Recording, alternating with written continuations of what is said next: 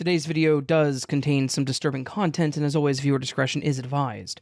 And if you have a story you would like to send my way, just go to astheravendreams.com and click the big button to do so. And of course, Merry Christmas and Happy Holidays.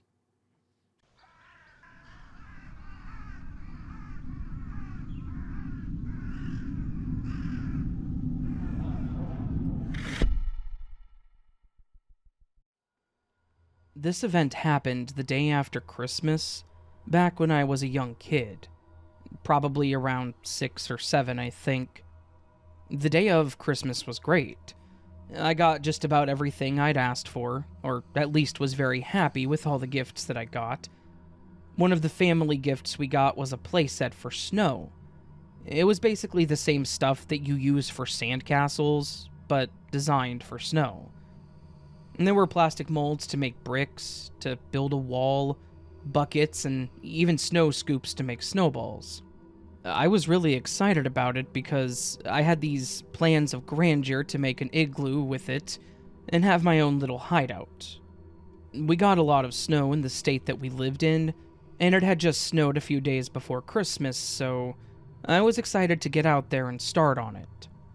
I had a brother that was 2 years older than me, so we were given permission to go outside and to play for the afternoon. My brother had to do something first. I think it was finishing his chores or something to that effect, but I was impatient and decided to go on ahead without him. Out I went with my big puffy coat and gloves on and started making a stock of bricks. Our front yard, which was where I was playing, was a decent size. There were 3 big trees, 2 were pretty close together, and my dad had put up a hammock between them. There was a small playhouse and swing set there, but otherwise, it was a pretty open yard. It was also lined in with one of those simple chain link fences, so that you could clearly see the road from the yard and vice versa. Being a kid with my specific agenda, I didn't pay attention to the cars that were driving by, until I noticed that one was slowing down. I looked up to see what looked like a typical dark gray minivan driving by. As it continued down the road, I went back to what I was doing. That was until I saw the same van pull up coming from the opposite direction and stop on the side of the road in front of our house. I thought that it was weird at first because we had a decent-sized driveway, and if it was family coming to visit, why wouldn't they just park in the driveway? But that's when I noticed who was in the van. There was someone driving, of course, but the person stepping out of the passenger side was Santa. As he got out and approached the fence, I was ecstatic and nearly bursting with excitement. I immediately ran up to the fence and started thanking him for the gifts that I got, and even what my brother got. And I just started rambling on about Christmas. I noticed that he was smiling and chuckling a bit, and at some point of me stopping to finally breathe, he spoke. He said that he was happy that I was enjoying my gifts, but that he had one more gift for me. Of course, I lit up, and I was curious as to what it could be. He told me that he couldn't wrap it up, but said that I could come get it from the van. The thing is, he started walking back to the van and stopped at the sliding door like he was waiting for me. Now, I knew about stranger danger. I knew that you shouldn't just go with anyone and the importance of it, but I was still a little kid. And this person didn't just appear to be anybody. To me, this was Santa. He was the epitome of joy and happiness, right? I guess my logic as a child was that he didn't demand I go with him, nor did he rush me or try to pull me over the fence, and he allowed me to walk to the gate to leave the yard. If you wanted to take a kid, why would you take your time?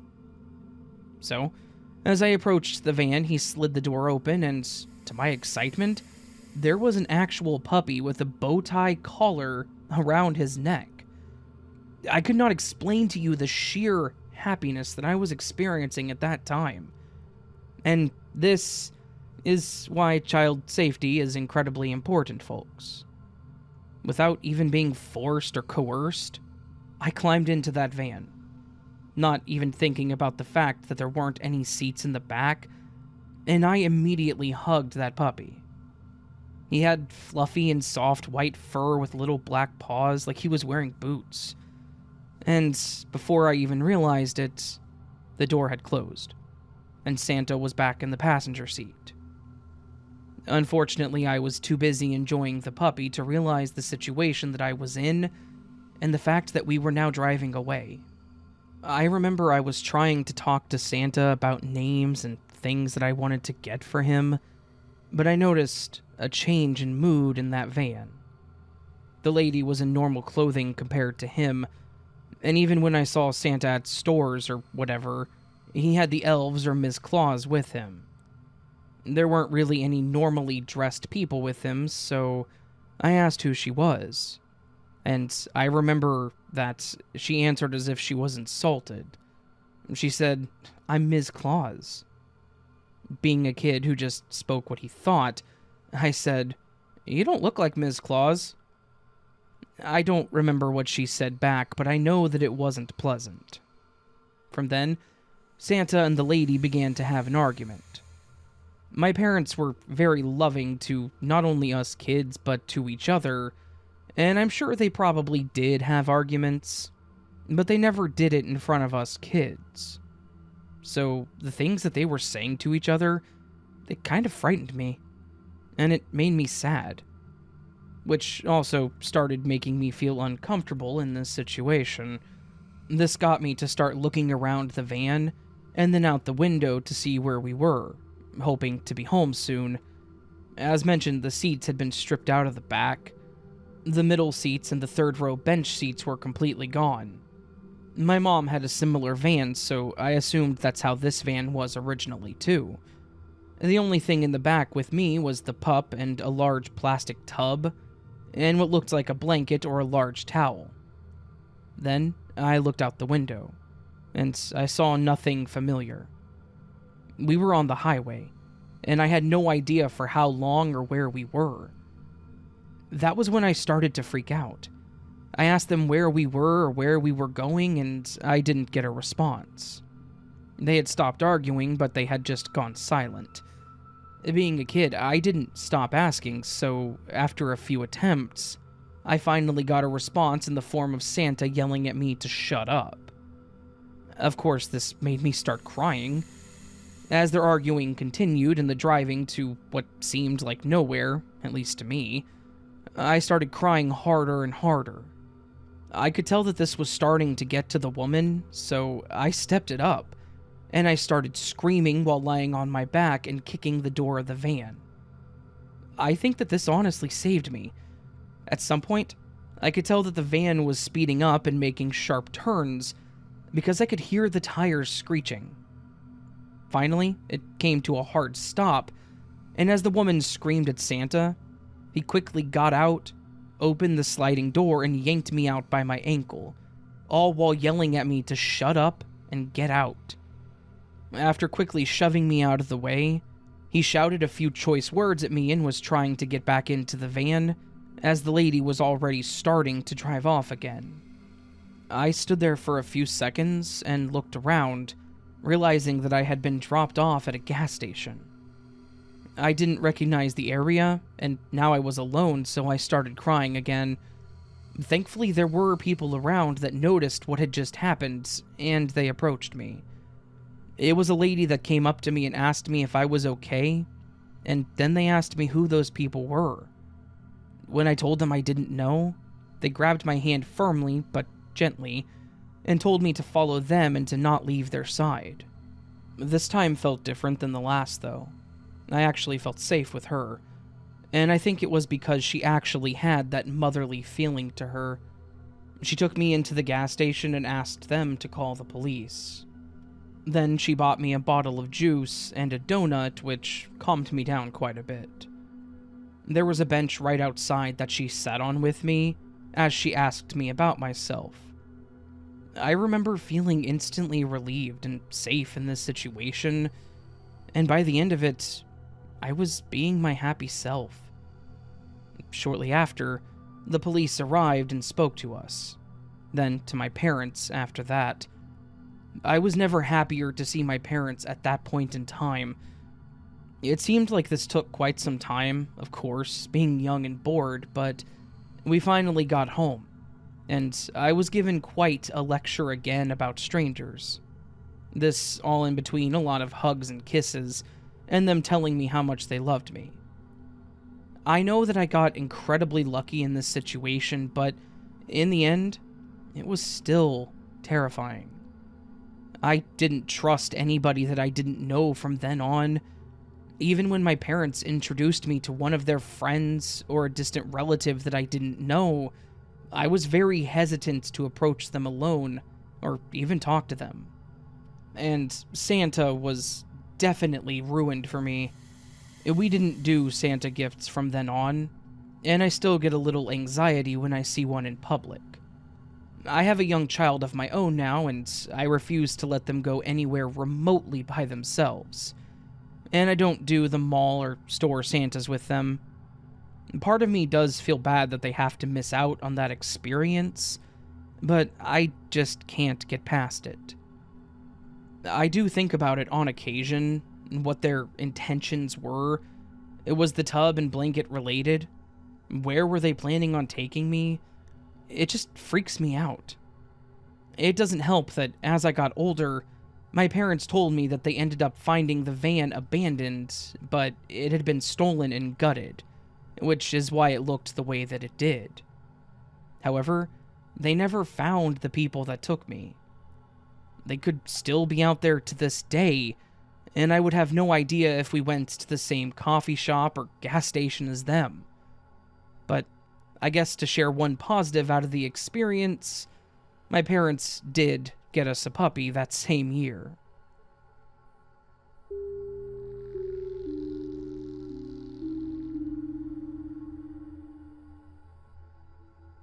I have a story that I wanted to share from about 10 years ago that was one of the most terrifying things to happen to me.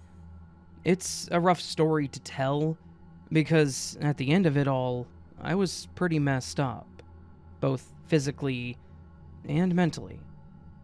I don't want to give out too much information about where I live or where this happened for obvious reasons, but I will say that it was in the Midwest, and where I live we get some pretty serious winters. By that, I mean that we get a lot of snow, a lot of accumulation, and a lot of time the ground freezes over pretty bad. For the most part, the main cities are well taken care of, and they treat the roads. But when you get in between the cities or suburbs, it's kind of a we wish you the best of luck, hope you don't die situation. And I nearly did die, so their well wishes of luck didn't really do much for me.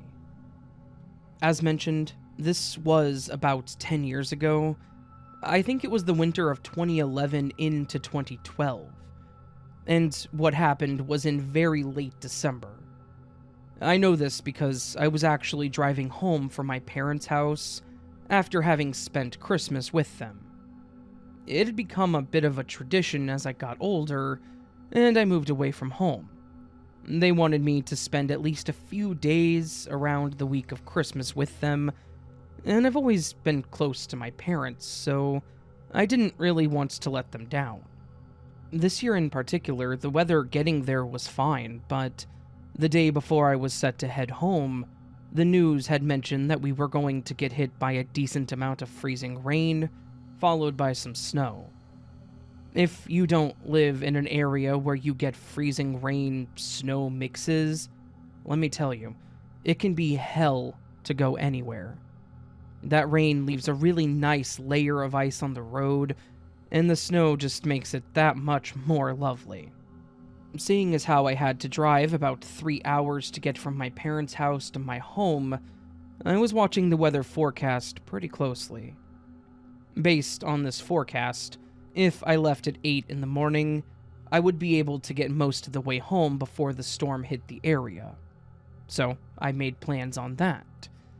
Of course, my dad tried to convince me to wait it out and stay a couple of days longer just in case, but I had to get back to work.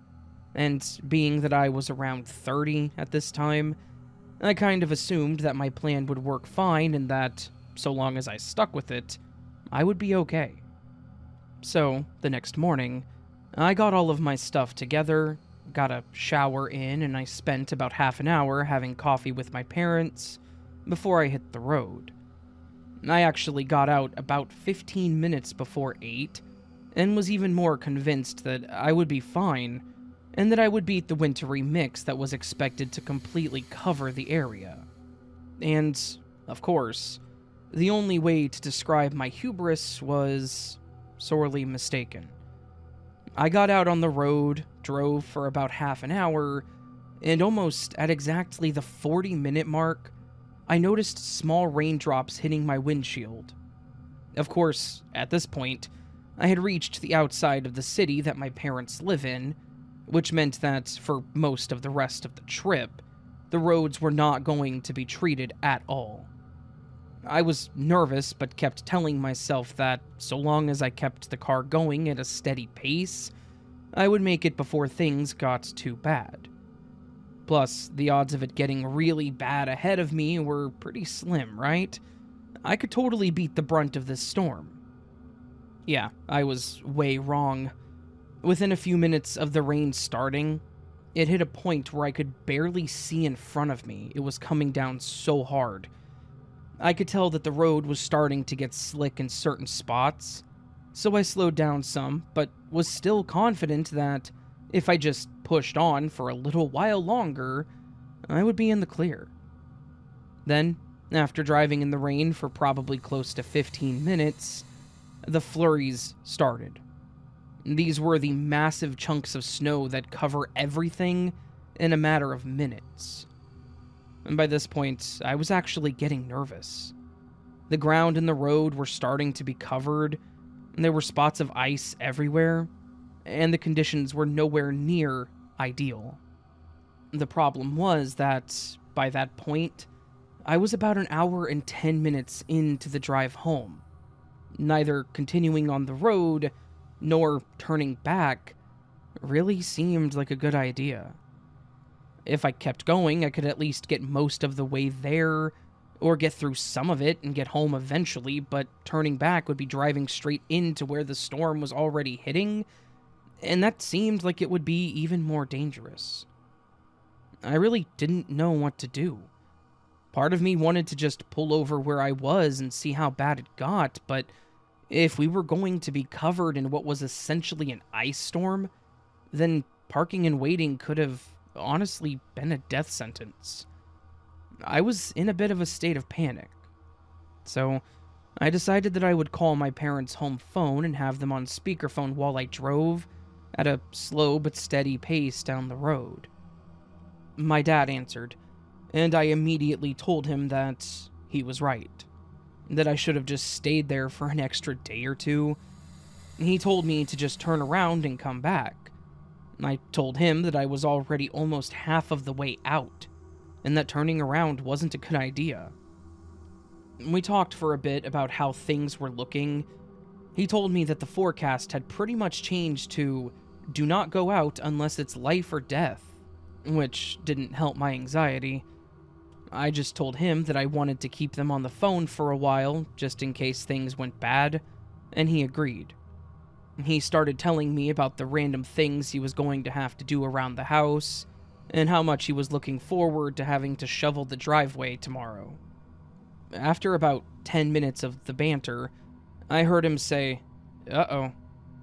I asked him what was wrong, and he mentioned that the power had just flickered, and that he may lose me.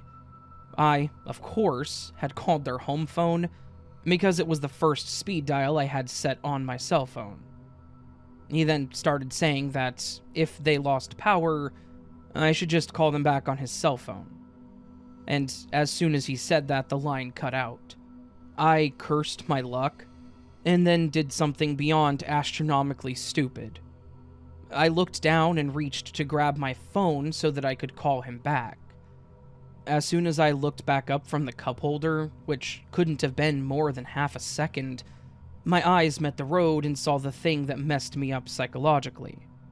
I saw a child in the road. Now, I have to say that I am 100% certain that what I saw was a small child wandering into the road. They had on a dark coat with a fur hood. They had long, curly red hair, which made me think it was a little girl. And she was wearing what looked like a long, dark dress that kind of puffed outward near the bottom. I can remember and replay this imagery in my head without fail every single time I think about it. I have no idea why there would have been a child walking in the road, especially out here between cities in what was basically the middle of nowhere, but I'm certain there was. Of course, my instincts then kicked in, and I slammed on my brakes, which was also rather stupid of me. As soon as my brakes kicked in, my tires slid on the ice, and my car took a hard turn to the left and started to fishtail. Because I panicked and didn't correct my maneuvers, I ended up flipping my car multiple times onto the side of the road.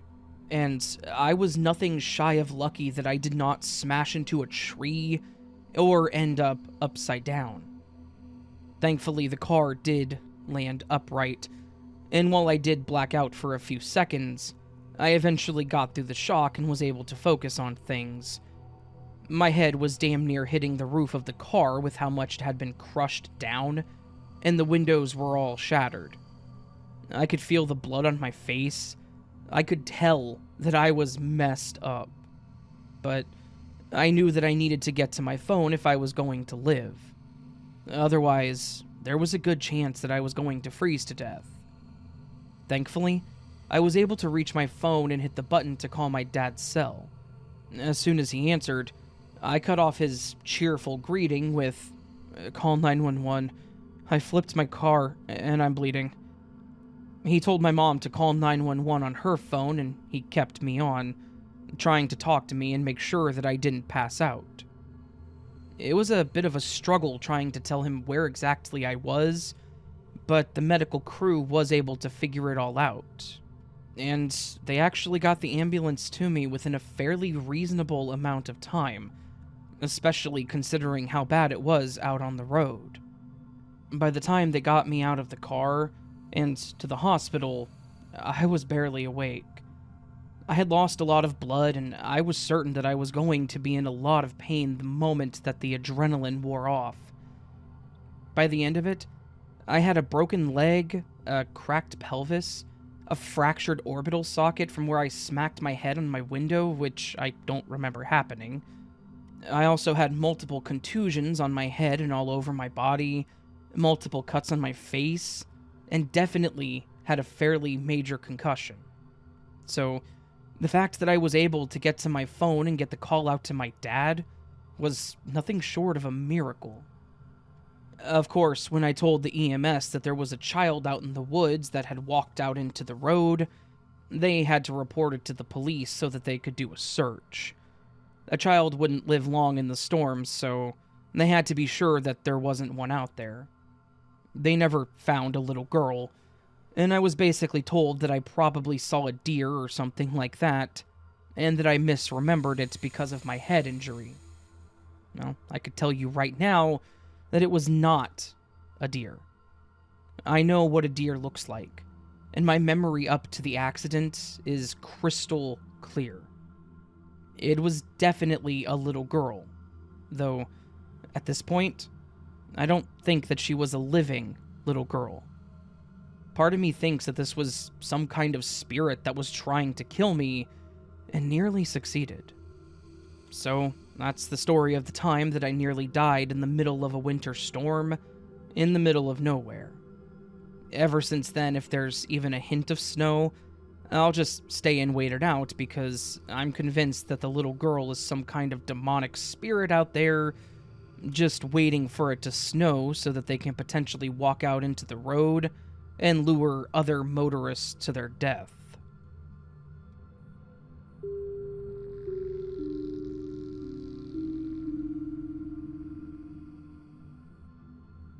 I have a horrifying story from when I was a kid, one that, looking back, could have ended a lot worse than it did. It was honestly very traumatic, and it actually made me not trust people for a majority of my teen years, because this whole thing had really messed with me. I'm in my late 20s now, so looking back, I can at least look at it with the understanding that I was a naive child, and that anyone could have been a victim to what happened. I just hate that it was me and my family that did end up as the victims. So, this happened back in the late 90s, and actually happened 2 days before Christmas. So, I guess that would make it Christmas Eve Eve. For a little bit of information on me and my family around this time, I was 12 years old, and I lived with my parents and my older sister.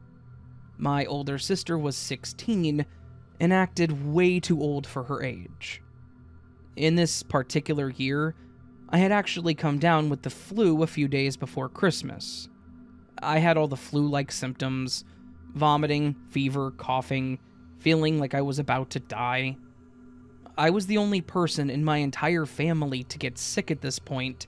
My parents didn't get it. My sister had what was essentially a cold for a day or two, and of course it got pretty bad for me for several days. On that night, Christmas Eve, my father's work was having an office holiday get-together, where the employees were expected to bring their family for a nice dinner at some fancy place. They had done this pretty much every year, but I had never gone to one. Myself and my sister were always dropped off at my grandma's house, and we stayed there while they got to have a good time. This year, however, was the first year where my sister had been told that she could go, which just left me. I was still sick, but I was doing much better than I had been, so my parents were considering dropping me off at my grandmother's house again. But, at the same time, they didn't want me getting her sick because she had some serious health problems of her own. I actually brought up the possibility of me just staying home alone. My parents were against it at first, but after a while they thought about it and agreed that I was probably at an age where I would be okay for a few hours. I was beyond excited to stay home by myself so that I could play my SNES for hours on end and not be told that I had to get off or go to bed at a certain time. Plus, being sick, I hadn't been able to do anything fun, so I was all about it. The night came. My mom set several rules for me and told me that they would be back at whatever time she mentioned. I don't recall a lot of what she said, mostly because I was just really excited that I would be all by myself. After a bit of back and forth, they left. I went upstairs to my bedroom and immediately booted up TMNT Turtles in Time, which is still my favorite game to this day. I think I was about 30 or so minutes into my game when I heard what sounded like the doorbell ringing, though in my room, you couldn't really hear it very loudly. I paused the game and went down to the living room and glanced out the window to see if there was someone at the door. Sure enough, there were two men standing there at the door looking around and waiting impatiently. Now, at first, I was not going to answer the door. My mother told me to not answer it for anyone if they showed up, but these two guys weren't just random guys. I could tell by their outfits that they were police officers. They had the hats, they had what looked like badges on their jackets, and they had the belts with a bunch of things on them. I was conflicted. I was told to not answer the door, but these were police, which meant that they were the good guys, right? After thinking about it, I figured that they probably had the wrong house or just needed information or something, so I opened the door. I kept the screen door shut and locked, but opened the wooden door, and I asked them what they needed. The two men looked at me, and the one in front smirked. He then asked me where my parents were. I told them that they had just left to go to the store and that they would be back any minute. I don't know why I told them that lie specifically, but it sounded like a good lie that would work for the moment. The man in the front then reached for the door handle on the screen door and told me that he needed to come in. I told him that I didn't think he was allowed to come in the house like that, and he came back with, "We're the police. We're allowed to go wherever we want." Again, I was a kid, so I really didn't know if that was true or if he was lying, but my mind was just fluttering with, I'm going to prison if I don't do what he says. I asked if he could wait for my parents to come home, and he bent down towards me and looked me straight in the face, saying, "No, I have to come in right now, because I think that you are doing something illegal." Again, that immediate fear that I was going to be arrested hit me, so I unlocked the screen door and told him that I wasn't doing anything illegal, that I was just playing my SNES in my bedroom. The two men stepped into the living room and looked around the room for a moment before shaking their heads and turning their attention back to me. The one from before told me that he needed to look around the house for anything illegal, and that while he was doing that, I wasn't allowed to be in the room. I once again told him that there wasn't anything illegal in the house, and I'm pretty sure this is where I started crying and freaking out. He told me that he was just there to make sure that was the truth, so I needed to go to my room and wait for him to tell me to come back out. Again, I didn't know what was going on, so I just said okay and did what he asked. I went up to my room and I sat on my bed just crying and waiting for him to come tell me that I could come out. I sat there for what felt like forever, just thinking that I was going to jail, that he was going to arrest me for being home alone, and then they were going to arrest my family because they had left me there alone. I have no idea how long I actually sat there waiting for them to come get me, but it had to have been around 20 or 30 minutes. After waiting for that long, I looked out the window of my room to see if I could see their police car, and it was at that point I noticed that there was an old van parked out front that was pulling away from the driveway. I was confused. That wasn't a cop car, and they didn't come tell me they were done, so was that them? Why were they leaving like that? I opened the door and peeked out, saying, "Hello? Can I come out now?" But there was no response. At that point, I was so confused about what had just happened. I exited my room and went downstairs, and what I saw was genuinely heartbreaking. These two men, these two police officers, had stolen all of our Christmas stuff. When I say all of it, I mean the presents, the lights, the ornaments, the garland, all of it, with the exception of the tree. It was still standing there in its base. Again, confusion was all that I could feel in my mind. My heart was racing. I had no idea what exactly had just taken place. I sat on the couch and I stared at the wall for a while until my parents got home. When they did, the first thing they saw was me sitting on the couch, struggling to breathe and bawling my eyes out. The second thing they saw was the empty tree. I'm not sure how long it took me to explain everything through the sobbing, but I finally did tell them that two police officers came in and stole everything. They sat me down and asked me a few questions while my sister was on the phone with 911. I think they were trying to help me get my emotions out and talk through the event. They asked me if the police officers did anything to me physically, and I told them no because they hadn't, thankfully.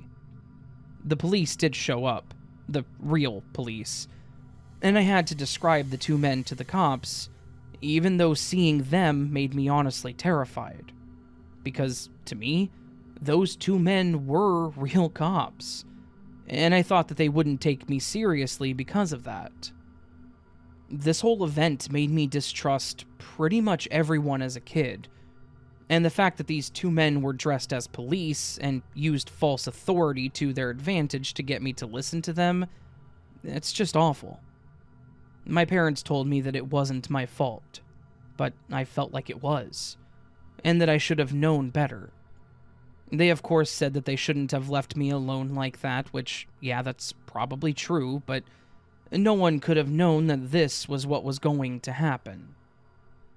Unfortunately, to the best of my knowledge, they never caught the two men that stole everything. I never heard anything about it from my parents, even into adulthood, which tells me that they have no idea who they were. This whole event left a bit of a stain on Christmas for me, and it's one of those things that I cannot seem to forget. But, as mentioned, I am glad that they just decided to rob us, and that they didn't have any intentions beyond that.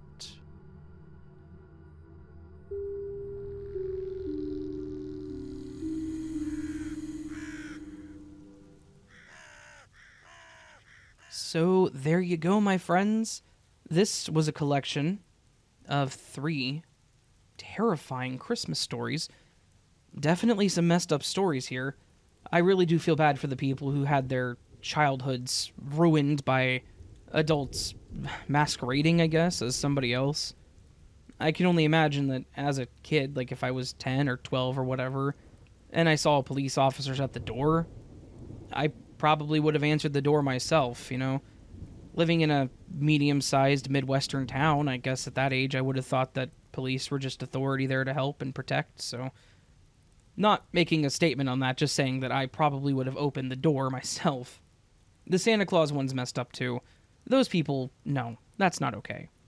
I mean, obviously it's not okay, they tried to kidnap a kid, but it's not okay to use Santa Claus in that manner. Don't...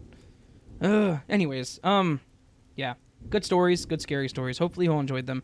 Thank you to everyone who lets me use their stories and those who submit them to me. Always appreciated. You guys make this possible, honestly. And of course, huge thank you to everyone who listened to this point. Now, here's where I go into the robotic version of my outro and start telling you all about the stuff you can do. One thing you can do is hit that thumbs up button if you enjoyed the video. Another thing you can do is subscribe if you're new to the channel and enjoyed what you heard. The third thing you can do is go down and to the comments section and leave me a comment letting me know how the weather is where you are. We actually got some snow here, but it was very disappointing. The news promised 6 to 8 inches, and we got like 1. There is a joke to be had there that I will not be making that I'm sure some of you can understand. Somebody else already made the joke to me whenever I said that about it was supposed to be 8 inches, and yeah. Anyways, thanks, Bukaria, for throwing that joke at me, because now I'm throwing it at my audience. Anyways, friends, I hope you all have a fantastic day. I hope you're all doing wonderfully. And of course, you know, Merry Christmas, Happy Holidays, and all that. This time of year can be rough for some people, so please do remember that you are loved, you are valid, you are important, you are the best version of you that you can be right now, and you are so much bigger than the adversity that you face. A listener here on the channel, her name is Heather. She's actually a member of the channel too, so thank you for that, Heather. Made a comment about 3 days ago. That was a statement, she said a lot, but the main thing that I took from it was, resilience will be the decree in 2023, and I absolutely adore that. So, my friends, remember, even if times are tough right now, 2023 will be the year of resilience. We will persevere. We will be stronger than everything that comes our way. We will be resilient. Never forget it. Stay strong. Much love. And sleep well.